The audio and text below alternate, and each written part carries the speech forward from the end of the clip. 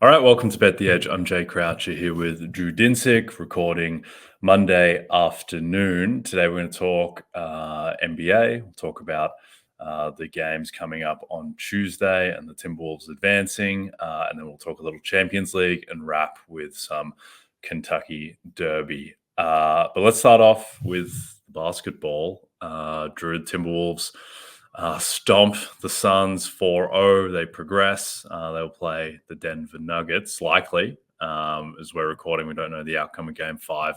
Lakers-Nuggets, but that is very likely the matchup. What do you think of the upside of this Timberwolves team? And what kind of price would you be looking to bet them against the Nuggets?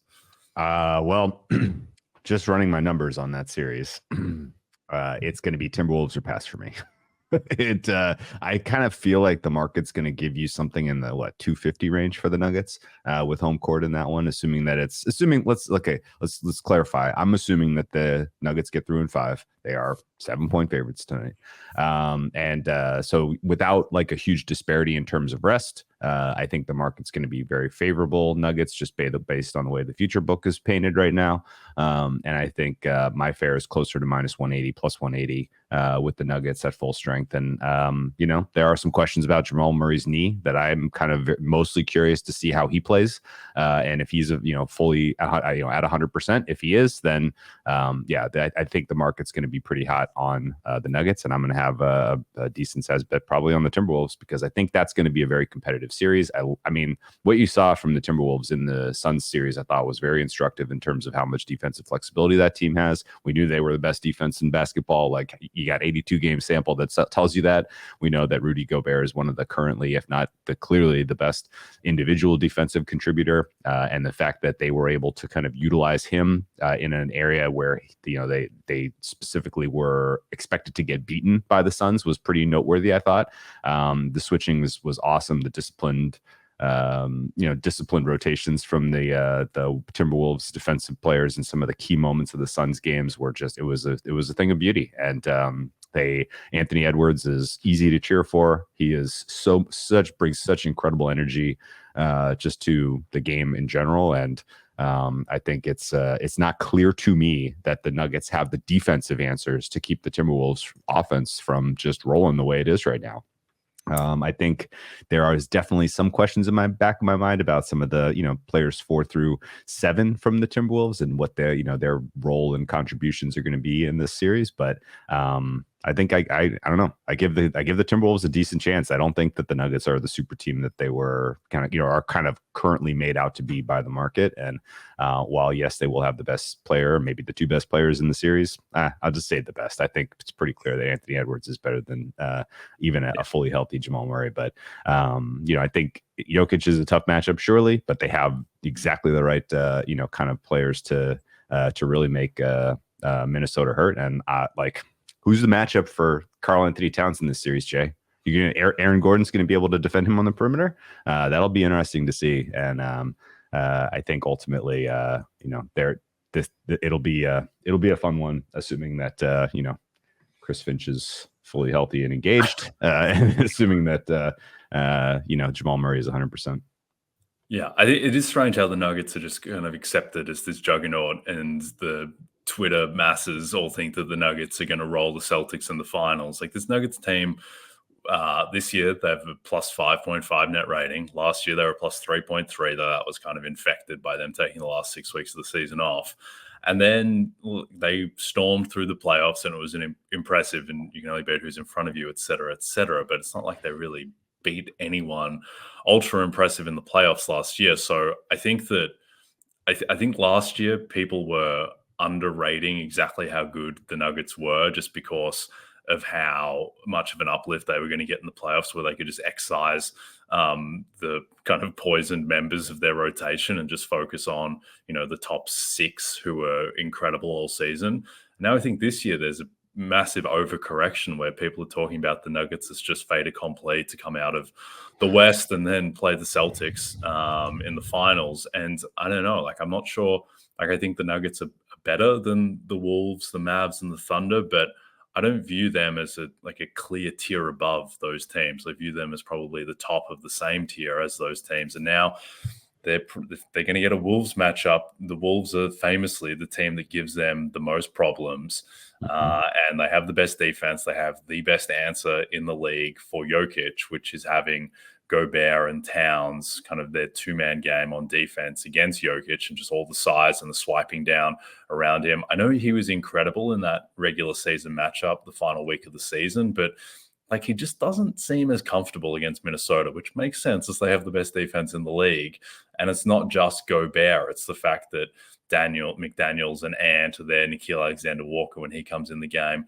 I think the question is just whether Minnesota can score enough. And if you believe in the Wolves, the hope would be that just having Edwards, Cat, and Conley just gives you a certain raised floor on offense where the defense is going to be enough to take over. The defense will get them out in transition, and they can just kind of out-athlete the Nuggets and outsize them in a way, which is strange because Denver's also massive. So I think it's going to come down to that. I think it'll come down to whether Ant can, play like a +6, +7 player in the series, which he may well have in him, but I wouldn't bet on it. But I think I was thinking that the market would open like Nuggets -190, -200. Maybe they get the championship tax on top of that, and it is more like -250. But if it is -250, then the other side, the Wolves, would be the bet for me, certainly. Yep. All right. Just one real quick note. This was a round one series last year. And let's not forget, there was a lot of Austin Rivers in that series. There was a lot of Jalen Noel in that series. There was a lot of Taurean Prince in that series. There was no Naz Reid, and there was no Jaden McDaniels. No Jaden McDaniels. I think that matters. Yeah, it does. At the same time, I kind of want to see a little more Nickeil Alexander-Walker. Jaden just makes me nervous on offense. Like he's 33% three-point shooter, and every time he puts the ball on the floor, it feels like something bad happens. Or I just don't think he's the most cerebral player on offense. It's not a really controversial take. Just like Nickeil, just gives him a bit more ball handling. He's been a 39% three-point shooter for the past 2 years. He's not the defender that McDaniels is, but he's still a really good defender. So I wonder if they end up leaning on that a little bit if the offense is a bit gummed up. Speaking of offense gummed up, Sixers-Knicks, which is my favorite series of recent vintage. I just love watching these games. I love watching Josh Hart. And yeah, we talked about my Knicks adoration at length yesterday, but the Knicks are 3.5-point favorites, 4-point favorites, most spots against the Sixers in game 5 where they can close it out. The total is a lowly 203.5. I think the sneaky thing about this series now, Drew, is that every other game, and we'll see how many of them there are left, there's only 1 day between games now. Yep. And I think that would lean advantage Knicks given the state that Joel Embiid appears to be in. Yep. And I think I don't remember if we brought this up yesterday in perfect clarity, but now with a little bit of time to reflect, his fourth quarter woes being related to, just physical fitness, I think is pretty likely. And, I like that Tom Thibodeau is pushing some buttons and really making him work hard, specifically in the early going of the game, so that in the fourth quarter, he's less effective. And I honestly don't know what the Sixers do to counter that. There's no, the two-man game between Maxey and Embiid is special. But everything else that they're trying to do offensively just feels like it's a really heavy lift. It is a slog. They are struggling. No one is really able to create anything besides what you're getting out of those two players. And the more this becomes, it's just such a narrow focus for the Sixers, the more trouble they're in. I will say that just in general, their Sixers are well coached. They're going to have a different approach, different plan. I don't think it's going to be, hey, we dare Jalen Brunson to beat us again, because at home I think he will. But ultimately, I think the Sixers are in deep trouble. It is very, very rare for a team down 3-1 without home court to be able to come back in a best-of-7 series. And I think your points about the rest being a huge factor are extremely relevant. The Knicks might need one more to get it done, but I think 3.5 bet out to 4 at a couple of the sharper shops is perfectly correct, and it is a very realistic expectation that the Knicks can punch their ticket to the next round on Tuesday. Yep. Part of me feels bad for Embiid because, he's dealing with, the Bell's palsy. He's got the knee issue. He's clearly he's not right. At the same time, another part of me feels like that health is a skill in a manner, and and also stamina is a skill. Mm-hmm. And it's hard to pass exactly, what is ailing him precisely, and whether it is the knee in these fourth quarters, whether it's stamina.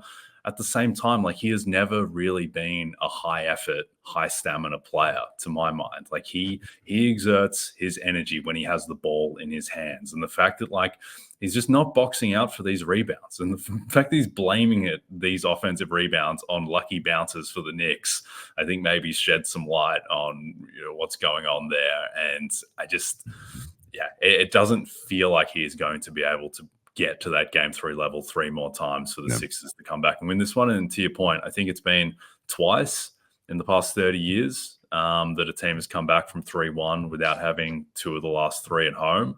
And one of those was the Cavs in the finals against the Warriors, where Draymond got suspended for that key game 5. So, I mean, the Sixers, they're up. They arguably have the talent advantage, but everything else is stacked up against them. And I think that with Brunson rediscovering himself, the Knicks, they should take care of business in game 5. And if not, certainly they'd be favorites to close it out in 6 or 7 with 2 more cracks at it. Next time you're feeling bad about Embiid, just let me know, and I'll send you the supercut of all the dirty stuff he's been doing in this series, because I don't feel sorry for Embiid. Like, he does every single season, he doesn't show up in the playoffs, and and I feel like some of that is just on him, and the stuff that Doc Rivers has said now that Doc Rivers is out of Philadelphia about Embiid, I think is enlightening, where this guy just doesn't play as hard as Jokic or Giannis. And I just don't think it's hard to say he doesn't belong in that class. Like, he's one of the 3 best players on the planet, I think. But it seems like he has more low-hanging fruit to get better that those guys have already gobbled up, and he hasn't. And I think that's part of the reason why his team is down 3-1. And like, his team just doesn't play as hard as the Knicks. And it's going to be glorious if the Knicks can close this out. A series completely devoid of glory is Magic Cavs. Cavs 4.5-point favorites in game 5. Total is 200.5. This Cavs team is just absolutely gutless. After they got completely punked by the Knicks last year, you would think that they would show some heart, some backbone against a pretty ordinary Orlando Magic team, all things being considered. They didn't. No backbone in the games in Orlando, just completely melted. I think they're going to win and cover this game back at home. Gutless teams tend to play better with comfortable home surrounds. I think they will take care of business here, but wouldn't be surprised at all if they roll over either. Any bet on this game for you? No, but I agree. The Cavaliers are gutless. That's 3. I'd love to see them show any type of kind of fire spirit. They realize this is a playoff series, right? And the best player in the series is still Donovan Mitchell. The second half of game 4 for the Cavs was like, at the end of the day, loss is a loss. If it's a buzzer beater or if it's literally your entire team decides to take a half off, it kind of doesn't matter. But that was one of the sort of losses that really does, kind of make you question how much fight are in these guys. If they do get punched in the mouth in the first quarter, in the first half of this game, are they going to get off the mat? And I don't know that I feel super confident about that anymore. We're back to pre-series price. This is, Cavs minus 190 to win out with 2 home games where they're going to be favored by 4.5 points. And I am kind of cautiously dreading this game 5 because it feels like there's going to be a pivotal moment because the Magic now they're in it, right? There's no more, this is our first playoff series kind of, how do we do, what happens if no, like all the questions are answered. They avoided the key kind of death blow of what a Jalen Suggs kind of meaningful injury would have meant to this team because they'd have no other guard depth. Their key, the Franz Wagner's overall 2023-24 campaign was a I don't want to use the word disaster, but it was a step backwards. Shoot. Like everything else, step backwards. Yeah, I guess his shooting was just off all year, Ben. But like, rather than just shoot through it and try to, kind of hope for some shooting variance into the good, he's being much more aggressive, and it's obviously it's really, really helping. I think the Magic find some flow and some rhythm on offense, which otherwise just was not existing in game 1 and game 2. Can't say the same for Evan Mobley. I'm not feeling at all like his, I don't know. he feels invisible way too often. This feels like the two most important players for the Cavs are Donovan Mitchell and Jared Allen. And I honestly, I can't believe I'm saying this considering how I felt about the Cavs before we started the series. I just thought they were the clearly better team with the best player in the home court, and this was going to be relatively straightforward. And now I just am kind of dreading how this is going to break, because I have a bunch of Cavs and I could get off of it now for a small loss, and I think I'm riding it out, and I don't feel good about it. Yeah, I have a lot of Cavs as well from pre-game one, and it's the emotional experience of watching this team. If the Knicks are 100 on the positive scale, this team is about a 0. No faith whatsoever that this team is going to show up, but still, talent advantage is still, I think, pretty significant, and they got 2 of the last 3 at home. So I'm expecting they'll take care of business, but wouldn't be surprised if they completely melt, as is their nature come playoff time. Let's close out quickly with Pacers, Bucks. Pacers 3.5-point favorites at Milwaukee Tuesday night in Game 5. The total is 216.5. It's a little difficult to talk about this game just with, maybe there's not uncertainty about Lillard and Giannis. I just don't think they're going to play. Lillard is doing underwater running. Giannis is running for the first time since his injury. Maybe they risk it, but just being 3-1 down in the series, the fact that both of them are injured, which kind of means that the season is probably done anyway, even if one of them can get back. I don't think there's really an angle into this one, but what do you think? I think Giannis plays, and I bet some Bucks money line. Plus 140 if you can get it. I think put it in your pocket. I think Giannis is going to go, and I think the Bucks can beat the Pacers here, and the Pacers probably close it out in 6. I don't expect that Giannis coming back is going to have as much of the rust issues that some of the other players we have seen who kind of returned from lengthy absences at the end of the season showed. Embiid is a good example. Brandon Ingram is a good example. Cat, to a degree, was an example, at least at the end of the regular season.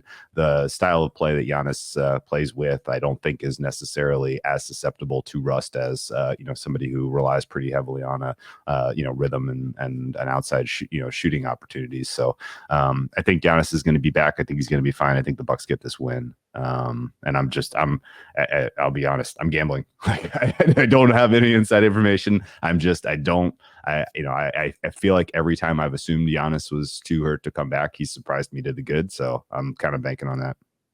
Yep. I mean, price dependent, but if Giannis gets ruled in, I may be betting the Bucks to win the East, because there is so much upside with this team. Like the Pacers, and obviously the price has to make sense. You have to math out what the money lines will be in the remaining 3 games of this series, what the price would be against the Knicks, and then what the price would likely be against the Celtics. And that's where it gets really kind of complicated. But this Pacers team just isn't very good. I think if Giannis can go, the Bucks can beat them 3 times with 2 of those games at home. And then I think that may buy enough time for Dame as well. And I think that the Knicks, if the Bucks are at full strength, even without home court, they'll be favored over the Knicks in round 2 if Giannis is full go.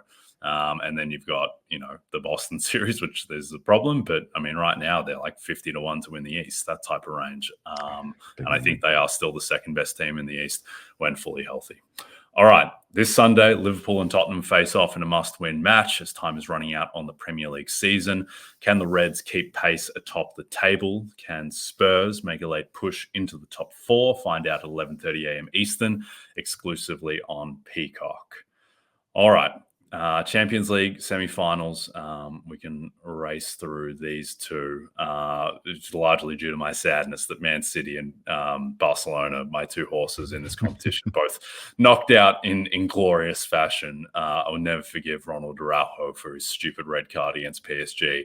You're up 4-2 in the tie, Ronald. All you need to do is not get red carded, and you're fine. Just let him waltz in and score a goal and just be up 4-3 in the time, be 11-11 again at home. But anyway, the 4 remaining teams, Bayern, Real, Dortmund, and PSG, Madrid, minus 185 to advance, and then PSG are minus 270 to advance. Real Madrid, the favorites to win it all at plus 140 range. Any opinions about the Champions League ties Tuesday, Wednesday? Well, riding out some PSG to make the final. So needing them not to do something stupid, which means I should probably just go ahead and bet Dortmund to advance because that's kind of the way it's going for me. But no, I don't exactly understand how Dortmund is here. Congratulations to them, I suppose. But you watch a lot more Ligue 1 than I do, so I'll kind of defer to your opinion on what PSG is right now. But to me, they look like the better team, and they are probably going through. Real Madrid, I also agree, should be favored, although I can't get to -185. I think there's a pretty narrow gap between these two teams, even though Bayern Munich has kind of had what would you call it, a down year. A little bit of an off year by their standards. So, I think that'll be a competitive home and away. And I think Real probably comes through, but I'm just riding out PSG to get there. And at that point, I think, you have elite talent with Mbappe on the field at all times. And, that might be enough to ultimately lift the trophy this year. Yeah, I mean, the thing is that one, Dortmund, their squad valuation on Transfermarkt is 470 million euros, and PSG's is over €1 billion euros. So there's just a gulf in terms of talent. I think that PSG are much more well coached as well with Luis Enrique, who he's one of the best coaches in the world, versus Edin Terzic, who does not fill me with any confidence whatsoever after his team completely gacked away the Bundesliga last year on the final day in one of the greatest meltdowns in sporting history. He had prepared his players that they were so nervous that they literally could not pass the ball sideways. It was like they were playing on ice instead of grass. They were so nervous against the bottom feeder to win the title, and then they gacked it away. So I think the PSG certainly justify their price. I think with Bayern, they're not going to win the Bundesliga for the first time in 12 years, and they're 12 points behind Leverkusen, which makes it seem like the season is a disaster. By expected goals and expected points, they should be 5 points up on Leverkusen. I think they've just largely gotten unlucky, and Leverkusen kind of punked them in the head-to-head matchup, and that sticks in the memory. But this is still a very good Bayern team. They're just probably not quite as good as Real Madrid. So I think that the prices are justified there. Did you know that Real Madrid, Bayern Munich is the most commonly contested Champions League head-to-head rivalry of anything in the history of the Champions League? I'm just learning this, reading about it now. But 26 meetings and 24 of them in the knockout stage. This is a lot of history here. Pretty even history. Madrid has the upper hand in the. Madrid is 12, 11, and 3. Okay. 3 draws. So they have the upper hand, I guess. I mean, they're the two, it's the best team in Spain historically against the best team in Germany.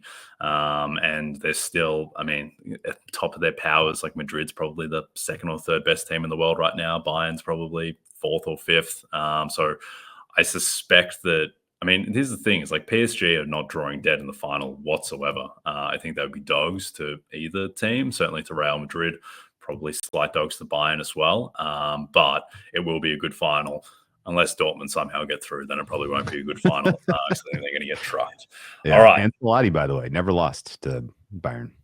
Okay, there you go. All right, it's the most exciting 2 minutes in sports. Don't miss the 150th running of the Kentucky Derby at Churchill Downs. Coverage starts at 2:30 p.m. Eastern this Saturday, only on NBC and Peacock. All right, we will be at the Kentucky Derby at Churchill Downs later this week, but little quick primer, Drew, on this one. What are you looking for? Yeah, this is a fascinating race, Jay. As you kind of well know, the Kentucky Derby is a horse race that is contested among 3-year-old colts. And every colt turns 3 years old on January 1st. Did you know that? Basically, whatever year you were born, you're a 3-year-old on January 1st of that year. Yeah.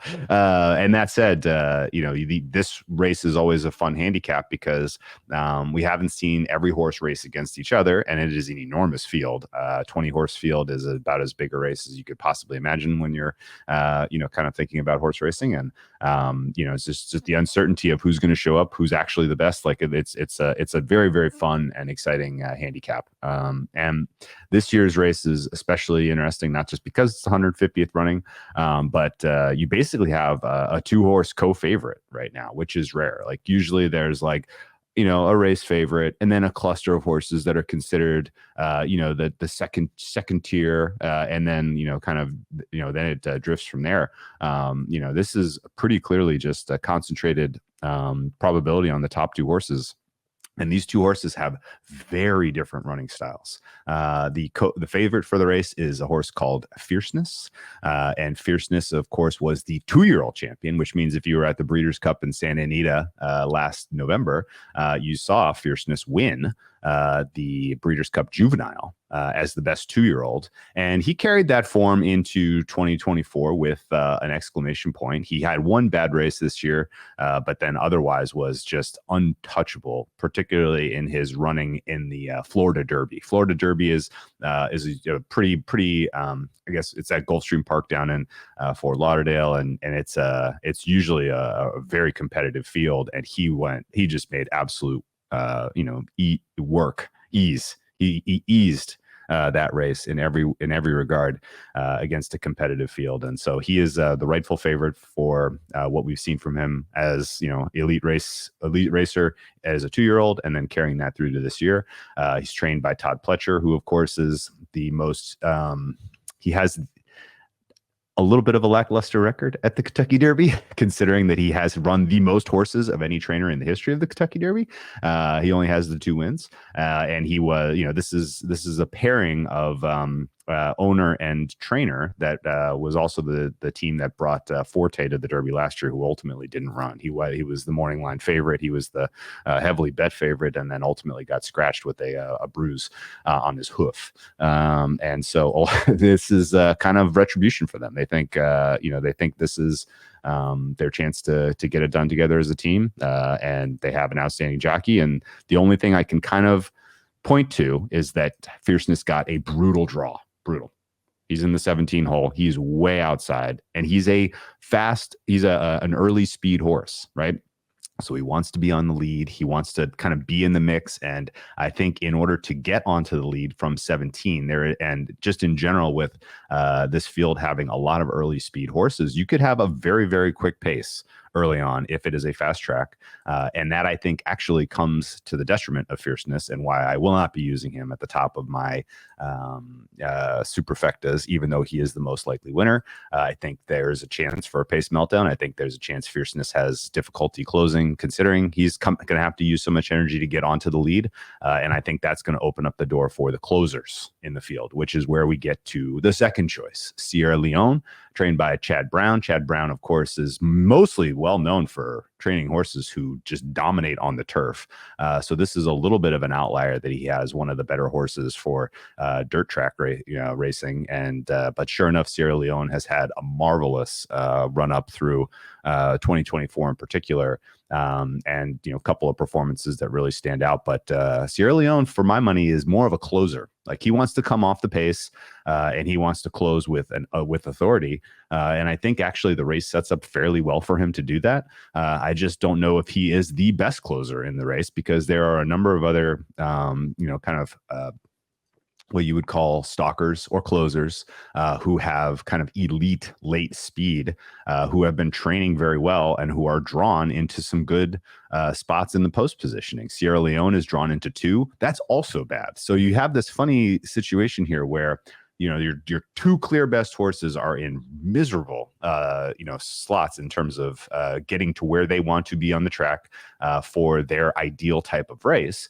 And so I think that does open up the door for a bigger number to hit the board here. I know 2024 has been the year of the chalk, and I could ultimately end up eating these words if this is just the Fierceness wire to wire. But I like a bunch of these horses in the 10 to 20 to 1 range. And I think realistically finding one that's going to benefit from potentially a fast early pace and is going to be in decent position to take advantage of that is the name of finding a winner in this year's race. And the horse that really stands out to me to do that is Honor Marie at 20 to 20-1. Right now, that's the only horse I have action on in this race. Been training, has won at Churchill Downs before on this dirt track, and has just in general the exact right style of running, I think, to be able to steal this one with the right trip. So there are a number of other horses that we are going to evaluate as we go through this week preparing for the Derby. But the 7-horse Honor Marie, I think, is ultimately going to be where my heart lies here. The only other kind of buzzy horses to note, Catching Freedom, of course, is trained by Brad Cox, who is kind of long overdue from winning a Derby, got a decent draw in the 4. That's your third choice right now. And then the Japanese import, Forever Young, relatively, was kind of the wise guy horse coming into this week, and ultimately has not been training very well, and I think is going to be a toss. Okay, well, we will evaluate the Kentucky Derby as we go later in the week, and as we are there on Thursday from Churchill Downs. But we're done for now. Don't forget to check out NBCsports.com for more information to help you with your wagers. Thanks to those watching on the NBC Sports YouTube channel. And if you're listening to us in podcast form, don't forget to rate and subscribe. Also a reminder to find all your favorite NBC Sports shows on Amazon Music. Just head to amazon.com/NBC Sports. From Jay Crouch and Drew Dinsick, we'll see you tomorrow.